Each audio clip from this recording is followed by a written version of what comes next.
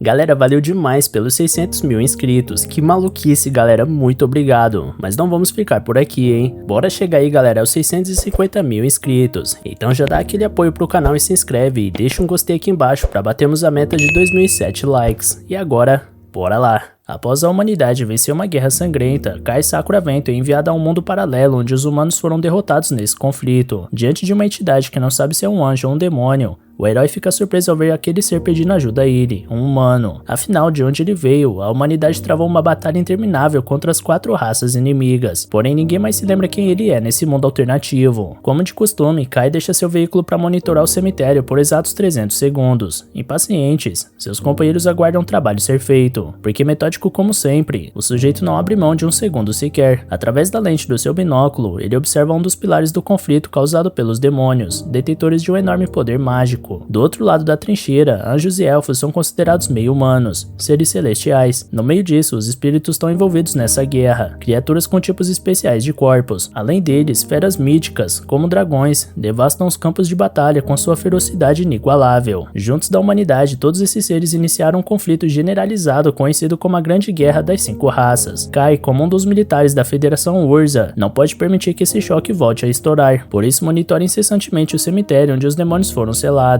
Ao finalizar os 300 segundos da observação, o jovem membro retorna ao veículo da Urza e vai embora. De saco cheio, Ashlan lembra que nenhum demônio jamais escapou do selo em 100 anos, mas Kai ressalta que a função deles, como agência de proteção à humanidade, é garantir que isso jamais aconteça. Ashlan argumenta que existem 4 cemitérios iguais a esse pelo mundo, e que não adianta se eles forem os únicos a levar esse trabalho a sério. O colega não tem dúvida de que todos dão o máximo para fazerem um bom trabalho, porque a fuga dos demônios causaria uma catástrofe sem precedentes.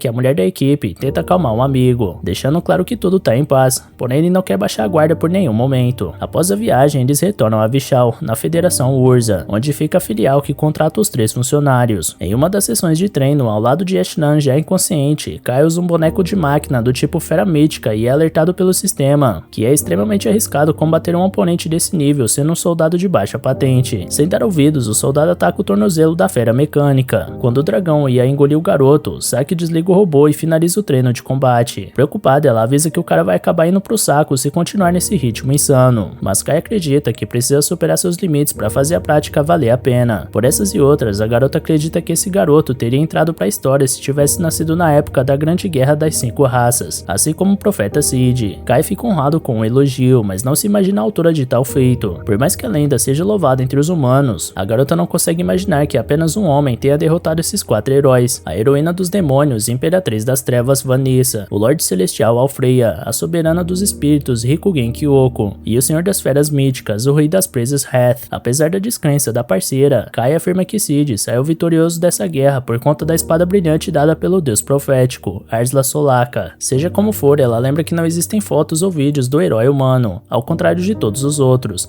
Por isso mantém seu ceticismo quanto à existência de Cid. Dito isso, ela vai dar uma levantada no Ashlan com aquela dedada seca na costela e pergunta pros rapazes o que eles vão querer fazer para comemorar a promoção da Gianni. Ashlan diz que um buquê de flores está de bom tamanho, mas Saki diz que a mulher está sendo transferida para a matriz da capital real de Urzak, com 17 anos, sendo a mais nova da história a ser selecionada. Por isso algumas flores capengas não vão soar muito bem para uma conquista desse nível. Por falar nela, Gianni manda uma mensagem chamando Kai para encontrar ela amanhã de manhã no Terminal 9, em frente à estátua do gato, mas pede para manter em segredo da Saki e do Ashlan. Os dois amigos começam a implicar com o cara por conta desse segredinho amoroso, então ele pega a pilha e avisa que vai dar uma corrida. Um dia depois ele se encontra com Gianni, porque a garota vai ser transferida na semana que vem e não quer ficar sem ver o amigo antes. Aliás, ela achava que ele tava de folga, apesar do uniforme vestido dizer outra coisa. Ele explica que fez o treinamento matinal e veio direto. Então ela responde que Kai é o único cara que não se intimida com a ideia de fazer compras com ela, mas é disso que ela gosta nele. A ideia de Gianni é comprar um presente pra Saki e Ashlan antes de partir pra Ozark, já que os 3 com certeza estão pensando em fazer o mesmo e essa será a última vez em que eles vão se ver. Kai acha isso um exagero, porque a promovida voltaria depois de 2 anos de formação como cadete em Vishal, mas Gianni se recorda que durante esse tempo, Saki e Ashlan já terão terminado o serviço militar e vão voltar para a vida de civil. Ela acredita que só Kai deve continuar na Urza até lá, e o garoto compartilha desse sentimento. Orgulhoso da amiga, ele garante que ela vai superar até o próprio pai na carreira. O o chefe da matriz de Urza. Esse é o sonho de Gianni desde que ela era pequena, e tudo que ela tem buscado pra vida desde então. Dito isso, continuando o rolê, os dois param pra comer alguma coisa, enquanto a garota pensa no que vai levar pros amigos. Após decidir, ela agradece ao Kai pela companhia. Durante essa conversa, ela lembra de quando o garoto se perdeu no cemitério de demônios aos 10 anos, quando seu pai foi levar ele pra inspeção. Quando chegou em casa naquele dia, Kai disse que viu a espada do Cid. Ele se recorda bem desse dia em que caiu no vazio absoluto, cercado por aquelas criaturas medonhas, até que em sua queda livre, uma espada brilhante iluminava o caminho e atraiu o toque do pequeno Kai Sakura. Apesar do trauma, Kai nunca contou essa história pra mais ninguém por achar que ninguém acreditaria nele. Seja como for, desde esse incidente, ele passou a enxergar de forma pessoal uma responsabilidade por garantir que aqueles demônios jamais saiam do cemitério. Por essa mentalidade, Gianni acredita que o jovem ainda estará na agência de proteção à humanidade daqui a 2 anos. Por falar nisso, ela questiona o que ele acha que será do futuro, para além desses 2 anos. Mas antes de responder, Kai vê o mundo à sua volta se esfalecendo aos poucos. Diante dessa distorção estática, alguma espécie de sistema anuncia que a reencarnação mundial foi ativada. Com isso, Kai Sakura Vento é carregado até um mundo alternativo onde os prédios da sua cidade, Vishal, tinham sido todos destruídos, e o ambiente sombrio de guerra havia sido instaurado. Acima disso tudo, um demônio gigantesco surge por trás dos prédios e ataca o humano com sua magia. Ao conseguir se livrar da morte e sem tempo de refletir sobre tudo, Kai corre na direção do seu rifle e dispara contra a nova magia do demônio com uma bala élfica modificada, cancelando o feitiço e surpreendendo o oponente. Irada, a criatura volta a investir contra o homem, exigindo uma grande habilidade de esquiva por parte do Kai, esse que consegue ultrapassar os obstáculos e atingir o inimigo com sua baioneta. A camada de pele dele era extremamente resistente, tornando a lâmina inútil, porém o soldado da Urza dispara mais uma vez contra o demônio, dessa vez com uma bala draconiana modificada que reproduz a baforada das feras míticas. Após causar uma tremenda explosão no corpo do alvo, Kai se orgulha de ter conseguido reproduzir os movimentos que treinou para derrotar um demônio. Indignada, outra entidade maligna surge sem acreditar que um humano derrotou alguém da sua espécie, e Kai repara que o ser consegue falar o idioma humano bem até demais. O demônio ressalta que a maneira mais fácil de dar ordens a um escravo é se comunicando na língua dele, e essa frase deixa Kai em choque, imaginando que ele certamente é a escória desse mundo. O demônio sente o cheiro de perigo no garoto e conjura uma magia para matar ele, até que Saki surge com o Jeep da Urza, joga uma granada luminária na entidade e salva seu amigo. Feito isso, Kai grita o nome da amiga. Saki não sabe o motivo desse desconhecido saber seu nome. Da mesma forma, Kai vai até Ashtan,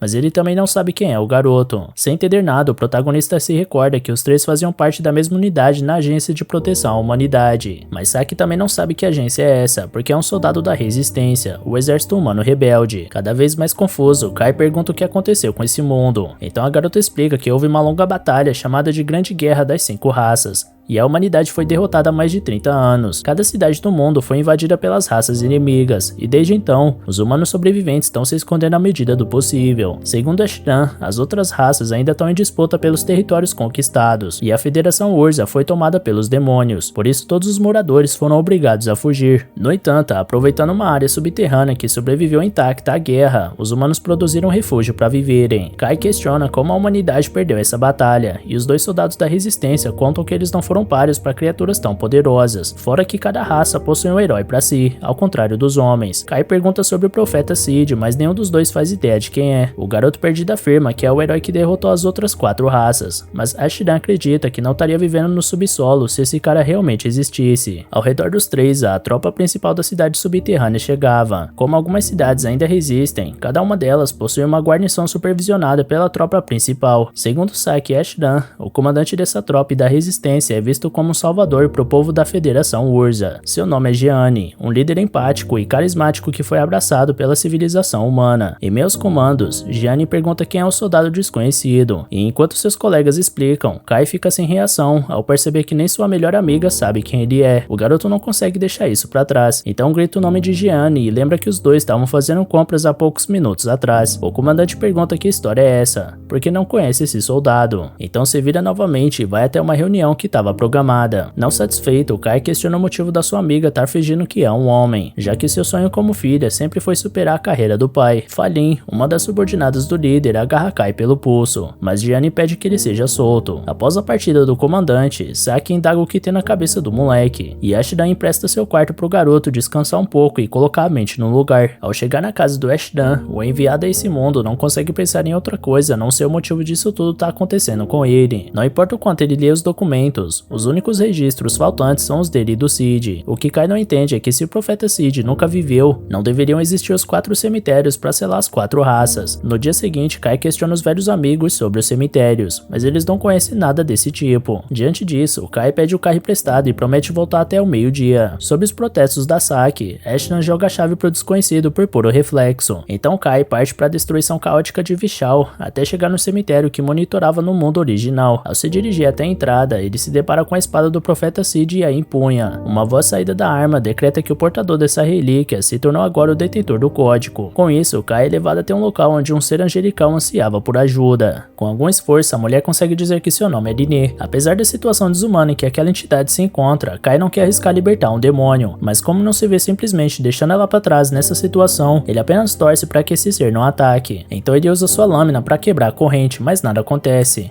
Ele apela para o seu rifle, mas nenhum disparo causa qualquer tipo de dano. Com isso, Kai imagina que poderia utilizar a espada que encontrou no cemitério. E mesmo que não fosse sua intenção, a arma do Cid se manifesta em suas mãos e deixa claro que é o caminho. Com um simples golpe, as correntes logo se estilhaçaram e devolveram a liberdade à prisioneira. Ao retomar sua consciência, Diné leva um susto e se livra do colo do humano. Então grita com raiva pelo nome de Vanessa, clamando pela volta dela e alegando que ainda não perdeu esse confronto. Desprezando Kai, Diné afirma que não pode ser derrotada pelo mero demônio lacaio que foi enviado e ataca o humano. Após desviar da primeira magia, o combatente se vê formar na sua frente uma grande massa de energia mágica prestes a voar para cima dele, até que nesse momento a voz do sistema indica que o detentor do código deve cortar fora o destino da morte. Usando sua lâmina, o jovem humano rasga o feitiço da entidade no meio, deixando ela incrédula. René questiona como um demônio fraco pode ser capaz de destruir seus ataques, então Kai vira de costas para provar ser um humano, uma vez que não possui asas nem cauda. Se dando conta daquela situação, René pede desculpas pelo comportamento, porque seu rancor pelos demônios faz com que ela haja com um ódio impossível. Como Diné alega não ser um demônio, Kai pergunta sua espécie, mas a mulher não parece confortável com essa pergunta e pede para isso ser deixado de lado. Aceitando as condições, Kai agora quer saber onde eles estão, mas a própria Diné não sabe dizer, porque estava lutando com a Vanessa e simplesmente foi parar ali. Assustado, o humano questiona se ela tá falando da Imperatriz das Trevas e heroína dos demônios, porque essa não é uma rival qualquer. Diné afirma que é capaz de devastar um exército inteiro de demônios, mas ressalta o que acabou de ver vindo desse jovem garoto.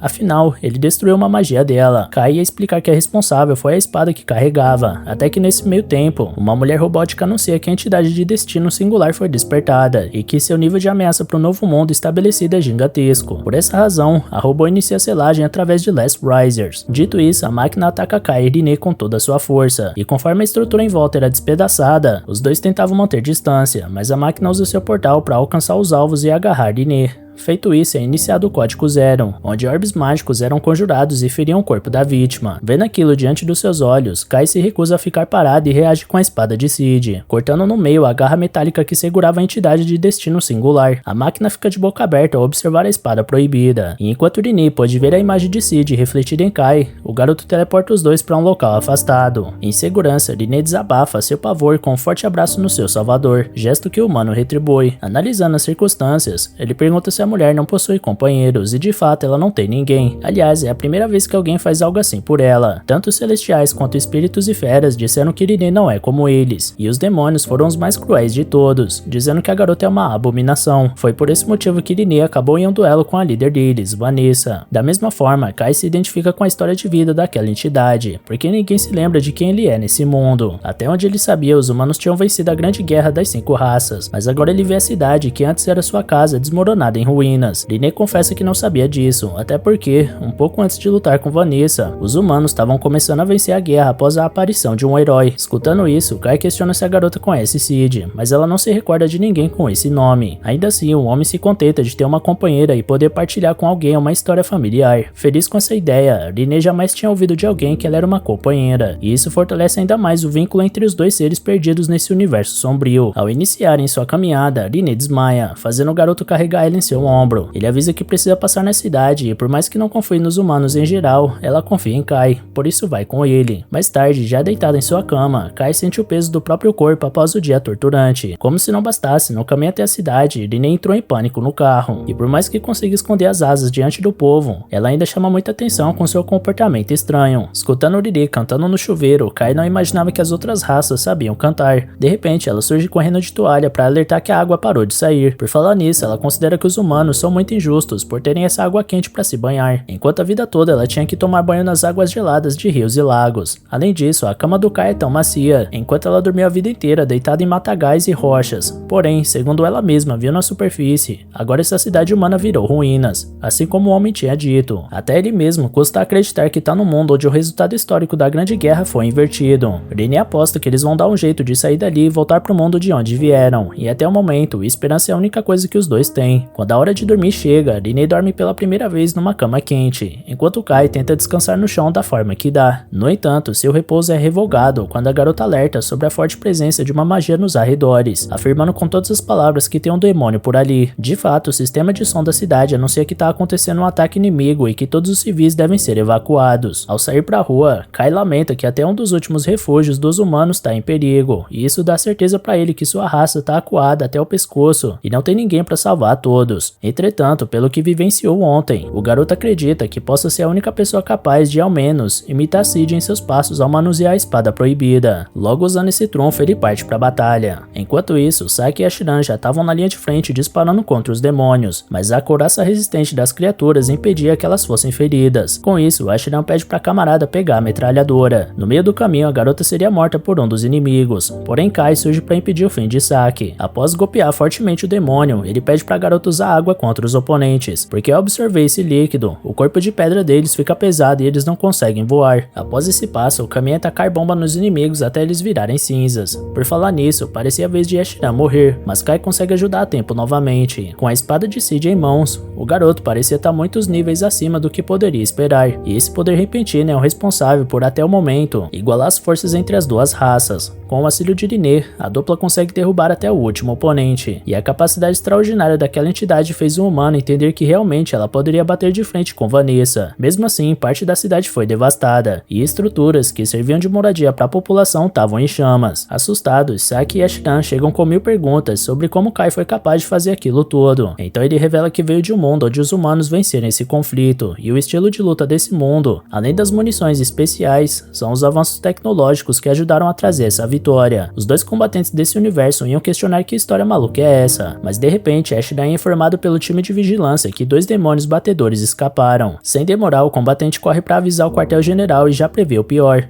porque agora os demônios sabem onde o refúgio fica e da próxima vez vão voltar com ainda mais unidades. Saki chama Kai para acompanhar eles até o QG, porque Gianni poderia usar a força dele nessa guerra, então ele aceita. No caminho, Kai pergunta se o QG do exército rebelde da Federação Urza não fica na capital real, que tá em ruínas, mas Ashiran acredita que é justamente por esse motivo que os demônios jamais pensariam que tem humanos lá. Saki conta que essa ideia foi do antigo comandante, o pai da Gianni, que se aposentou há 2 anos devido a um ferimento, dando ao filho o título de sucessor. Algum tempo depois, no quartel-general, os oficiais não acreditam que o homem e a entidade vieram de um mundo alternativo onde a guerra foi ganha, e Gianni quer saber a relação entre ela e Kai nesse tal mundo diferente, já que o estranho falou com ela como se a conhecesse. Então a Kai conta que os dois eram amigos de infância, e que Gianni sempre dizia que queria ser como Algiger. Ao escutar esses nomes, Gianni entra em choque e encerra a reunião ali mesmo. À noite, Fallen bate na porta do Kai para avisar que a comandante aguarda ele. Ao chegar, o garoto vê sua amiga sem um disfarce de homem, e ela conta que apenas Fallen e os diretores veteranos sabem que ela é mulher. Em seguida, ela se mostra surpresa por Kai saber os apelidos do seu pai e seu avô, Algiger. Por essa razão, por mais que não acredite em tudo, ela considera a possibilidade do forasteiro estar dizendo a verdade. Então pede ajuda dele para entrar em contato com os outros 5 núcleos de resistência e cercar os demônios que pretendem invadir o refúgio Neo Vishal. Rini argumenta que ainda que a missão venha a ter sucesso, isso só provocaria ainda mais os demônios, que revidariam com ainda mais força, mas Gianni não vê outra opção. Sendo assim, Kai sugere que eles ataquem a capital real, tendo como alvo principal a Imperatriz das Trevas, Vanessa. Achando que o homem tá louco, a comandante lembra que aquele demônio foi o responsável por dizimar o exército de defesa da capital inteiro há 30 anos atrás, além de ter ocupado o palácio. Em resposta, Kai menciona a história de Cid, que derrotou a heroína dos demônios sozinho e sente que é capaz de fazer o mesmo. Sem botar muita fé no jovem combatente, a comandante pergunta por que ele parece tão disposto a dar a vida por essa missão. Então ele ressalta que viu Ashiran e Saki arriscando o próprio pescoço em batalha, batalha e que mesmo que voltasse ao seu mundo original, não conseguiria encarar os dois se deixassem eles pra morte no mundo alternativo. Por fim, ele cria um plano a partir da percepção que os demônios estão mais preocupados com as outras raças do que com os humanos. Por isso, a maior parte da força dele está disposta perto das fronteiras e que provavelmente apenas cerca de 10% do total das forças demoníacas devem estar na capital real. Então ele gostaria que enquanto luta com Vanessa, o exército rebelde mantivesse esses 10% ocupados. Gianni concorda que pode segurar os inimigos por um tempo, mas acha que boa parte das suas tropas estariam mortas até a chegada ao palácio. Diante disso, Fallen sugere que eles invadam pelo subsolo, porque do lado de trás do palácio existe uma linha de trem subterrânea que a família real usava como rota de fuga. Surpresa, Gianni pergunta por que não foi informada antes sobre essa linha de trem. Então a combatente responde que o pai da Gianni não queria que ela se arriscasse a esse ponto, por isso pediu para os subordinados omitirem essa estratégia. Dito isso, a comandante anuncia uma reunião para finalmente retornar à Federação Urza. Enquanto as preparações para o ataque estão prestes a terminar, René reflete que odeia os demônios por serem desonestos, os espíritos por serem bizarros, as feras míticas por serem bárbaras, os celestiais por serem teimosos e os humanos por serem fracos, mas acima de tudo ela odeia a si mesma por ser uma mistura de todos eles. Ainda assim, ela reconhece que Kai nunca teve medo dela, tanto que chegou a abraçar ela, algo que a entidade nunca tinha sentido antes,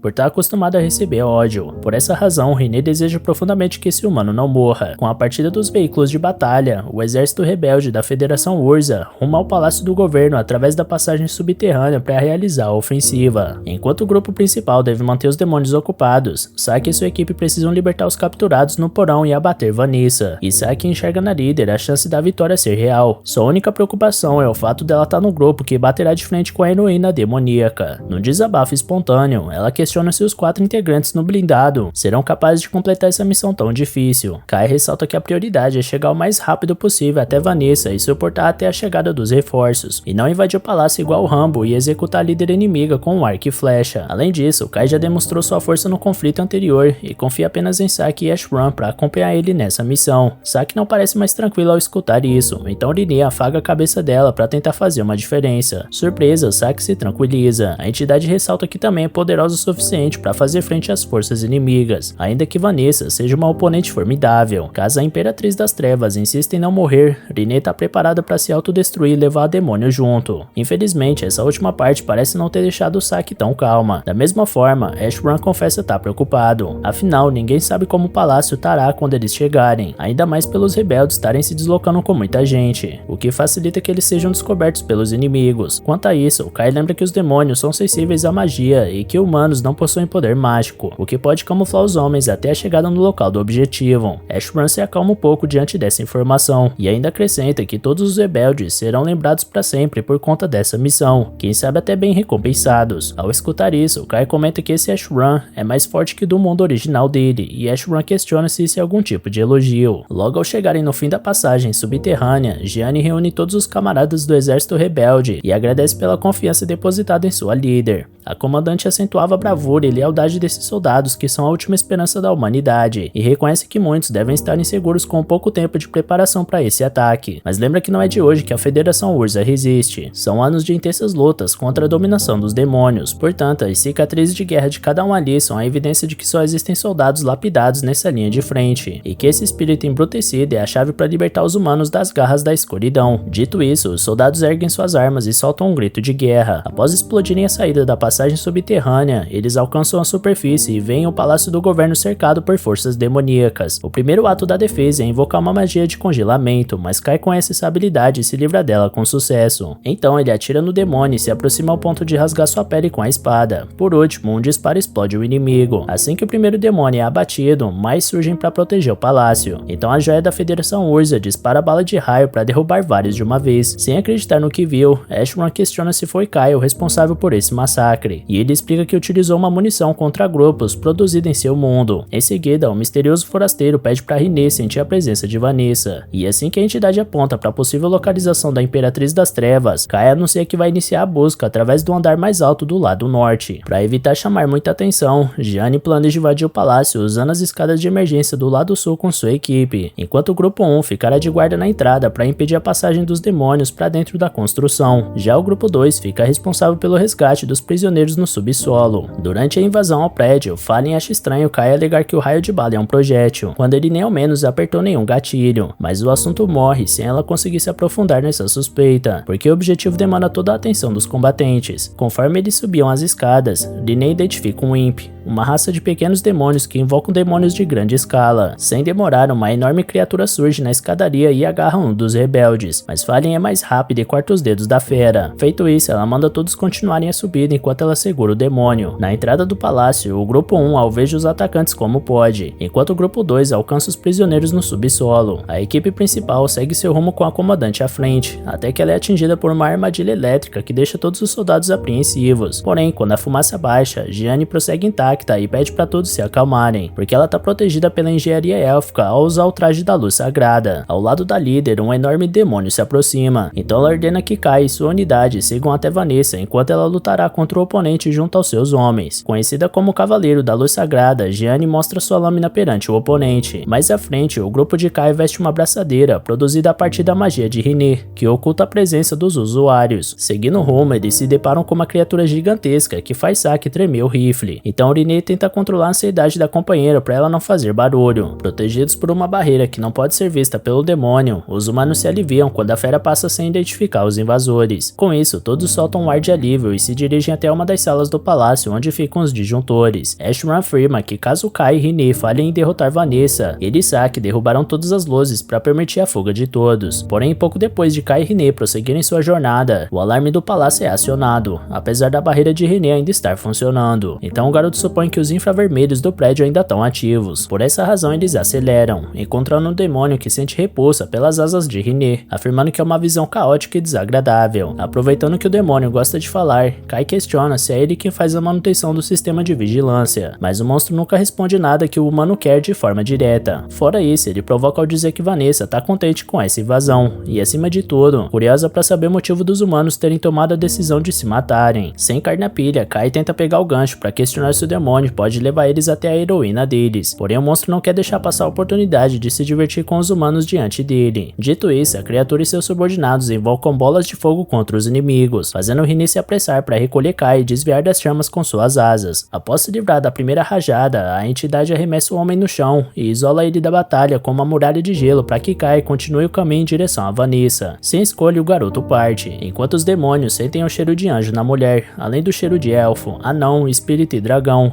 e até um odor demoníaco naquela entidade misteriosa. Confusos, eles perguntam o que ela é, mas nem Rinne sabe dizer. Tudo o que ela sabe nesse momento é que odeia essas criaturas medonhas. Enquanto isso, Kai encontra o portão enorme e entra na sala do trono, onde Vanessa dá as boas-vindas ao humano. Diante daquela figura, Kai não consegue evitar de tremer levemente. Enquanto isso, Gianni enfrenta o demônio gigantesco, mas tem dificuldades em penetrar a couraça do oponente. Por isso desbloqueia a forma da sua arma e revela o arco longo da lua, finalmente perfurando a armadura inimiga com uma flecha.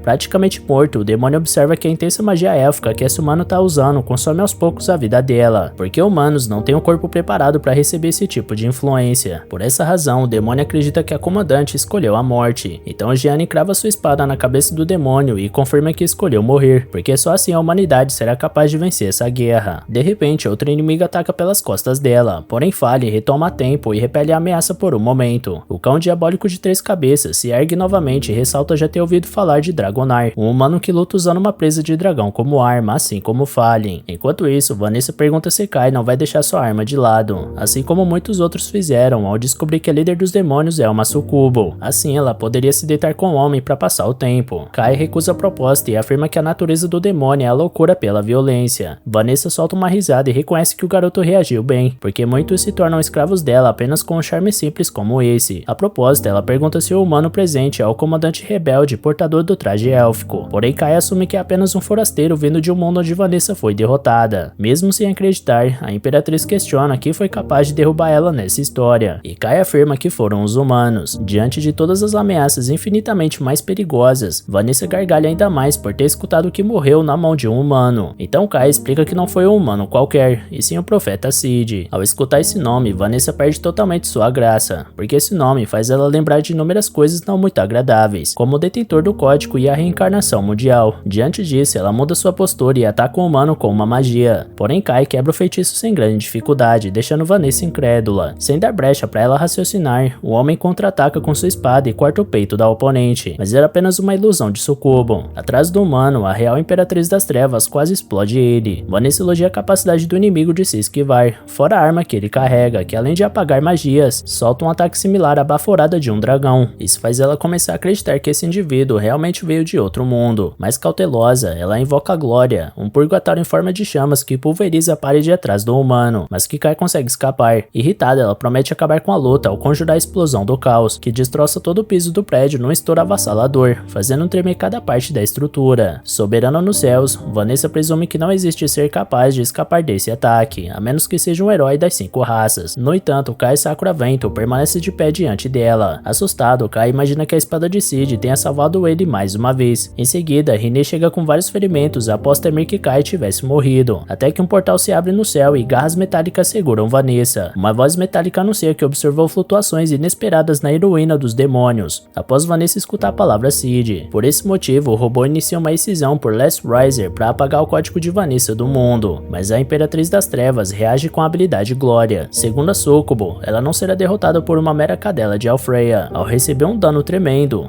a robô se retira de volta pro portal, deixando Kai e Rinne apavorados diante da força que a heroína dos demônios demonstrou. Rinne ressalta que Vanessa sempre foi forte, mas que a do outro mundo não dava tanto medo quanto essa. Irritada, a Imperatriz nota que algumas feridas em seu corpo não estão sendo curadas, mas isso não muda o fato de que ela vai trucidar os dois oponentes à sua frente. De repente, numa atitude absolutamente impensável, Rinne agarra Vanessa e manda Kai fugir. Então ela conjura a prisão das sombras e a líder demoníaca reconhece que é a barreira dos espíritos, mas em nenhum momento ela pensou que poderia ser impedida de se mover por um feitiço tão frágil. Dito isso, ela explode a barreira e arremessa Rinne pelos ares. Sem dar chance de reação pro anjo, a Imperatriz das Trevas prepara o feitiço que vai acabar com a luta. Porém, Kai reage a tempo de chamar a atenção da oponente, mas não de parar ela. Tudo que Vanessa faz é direcionar a magia pro humano, que sofre a potência avassaladora do feitiço do demônio. Após o impacto, ao ver seu amigo ensanguentado na parede sem se mover, a anjo pensa que o pior que poderia ter acontecido realmente aconteceu. Feito isso, Vanessa afirma com convicção que o homem morreu. Por isso questiona se o anjo vai buscar vingança ou se vai tentar escapar sozinha. Porém, Rinne ignora a arrogância da inimiga e se ergue novamente, ao passo que cura suas feridas, deixando a fúria exalar em seu corpo como o sangue corre em suas veias. Aquela entidade sinistra e inexplicável ganha contornos ferais, como garras afiadas em cada dedo, fora uma asa negra que se abre de forma imponente em suas costas. Vanessa observa que isso parece mais uma mistura das 5 raças, mas sua oponente não tá afim de conversa. Tomada pelo ódio, Rinne voa em direção a Vanessa e aplica um soco na barriga dela. Depois continua com uma sequência de golpes que atinge diretamente o demônio. Tudo que Rinne quer é fazer essa mulher calar a boca, e não vai parar até conseguir o que deseja. Entretanto, Vanessa mostra que não tá entregue nessa luta ao segurar o punho da adversária. Após soltar uma gargalhada, ela começa a colocar a culpa da morte do Kai nela, argumentando que se ela tivesse assumido essa forma antes, poderia ter evitado que o amigo perdesse sua vida. Nisso, Vanessa deduz que a rival tentava a todo custo esconder sua real identidade, mas entende o motivo, levando em conta que humanos são fracos e covardes. Na opinião da Sucubo, humanos temem os demônios e odeiam as feras míticas, correm dos espíritos e invejam os celestiais. E por falar em humanidade, Vanessa não se esqueceu do que disse mais cedo, suspeitando que Rinne é uma mistura de todas as raças. É claro que ela teria sua parte humana, essa que chora de medo e ressentimento ao ser chamada de monstro. No final das contas, Vanessa afirma que a oponente não evitou a morte do companheiro porque não quis, por ter hesitado na hora que deveria reagir, e agora o estrago tá feito. Tentando segurar suas emoções, Rinne concorda que a culpa é dela,